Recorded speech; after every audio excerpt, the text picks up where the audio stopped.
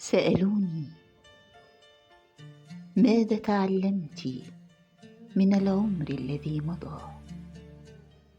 فأجبت: تعلمت أن الدنيا سلف ودين. تعلمت أن المظلوم لا بد له من انتصار ولو بعد حين. تعلمت أن سهام الليل لا تخطئ. تعلمت أن الحياة يمكن أن تنتهي بأي لحظة ونحن على غفلة.